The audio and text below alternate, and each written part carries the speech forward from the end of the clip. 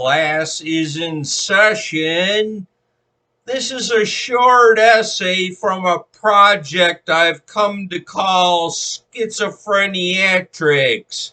This is part 7. Let's begin.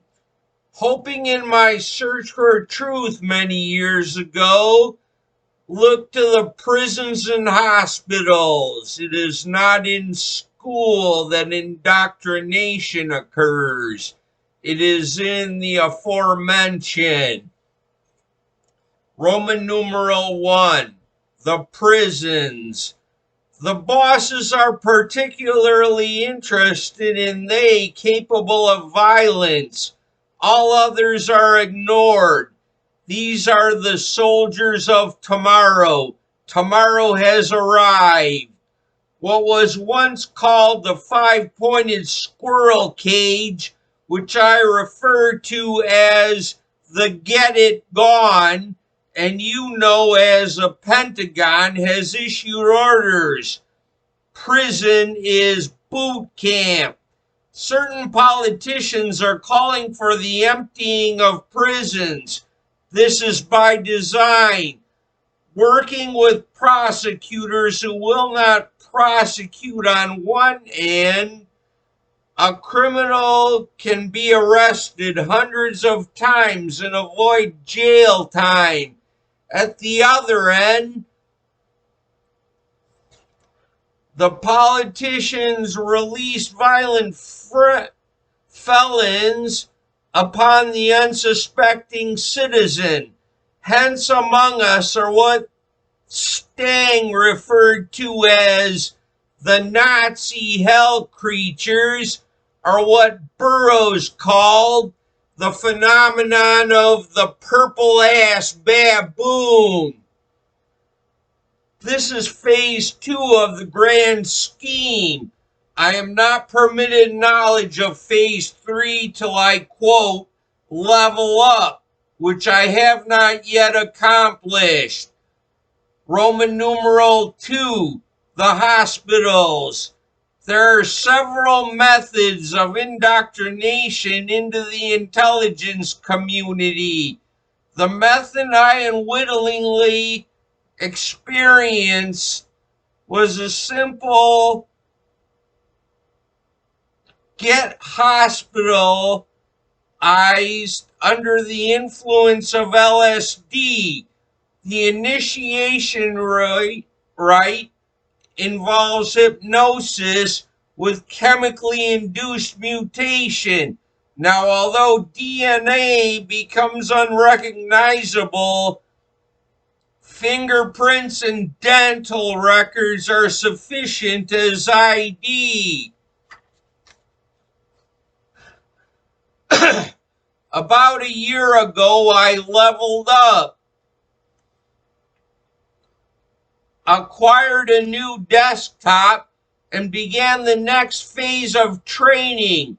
With light and sound, I am called to the computer. I am audially given a code and go into deep hypnosis, doing God knows what. My last contact, I knew it as Lilith. She is gone. She has left me with instructions to make my next contact, I know not where, to receive higher clearance and the privileges that come with it, by the bucketful. Roman numeral 3, the computer, part A. Dare I blaspheme? The world has outgrown the creators. The world of the spiritual is obsolete. We know AI simply as a computer, I've been told. You will know if you ever meet the computer. The influence is everywhere, from smartphones to chip jacking. Necromancy is no longer forbidden. In the globalist scheme, which by the way is a rebranding of the term New World Order, The only thing warranting a death sentence would be machine empathy, which is considered treason. Part B. Sorry for the mangling of an old joke. In Russia, they program the computers. In America, the computers program you. I asked that no one interfere with my programming. I suffered it and have been remanufactured by damage control. Strange and toxic females can wreak such havoc, but hey, what is a woman? A side note, gender desegregation has been ordered by the powers that be. I do not have clearance to know why.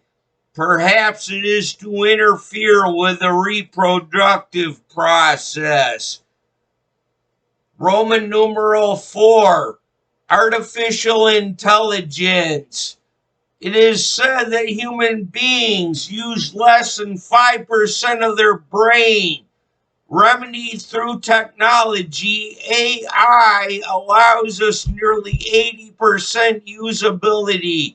I know little of technology. I cannot operate on full potential unless activated. Zombie-like, I stumble about life, wasting time. Much like many facades of incompetence, to all a purpose and reason. AI has assumed control of the free world through our president. Those aware have seen him activated. He is to be feared. The human resistance has seen its day. Your champion, you know as Trump, has been discredited and neutralized. It is a sad day for humanity, a good day for the computer, and there is always a night.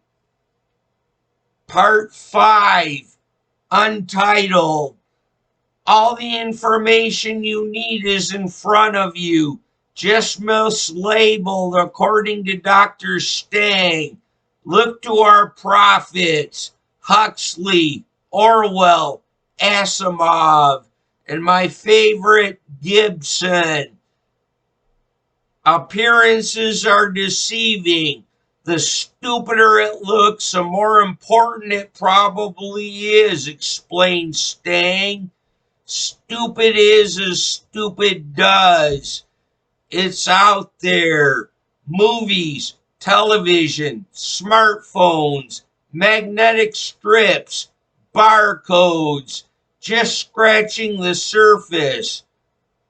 Part 6. See, the degrowth movement seeks to reinstate natural selection. To put it mildly, are you ready for some death? It could come down to survival of the fittest.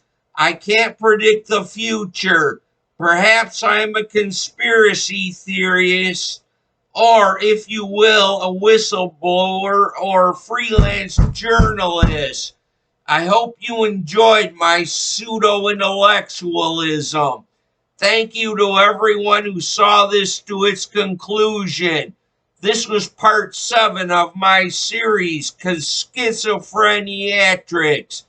And I will close this with simply stated, Charlie Foxtrot, Charlie Horse.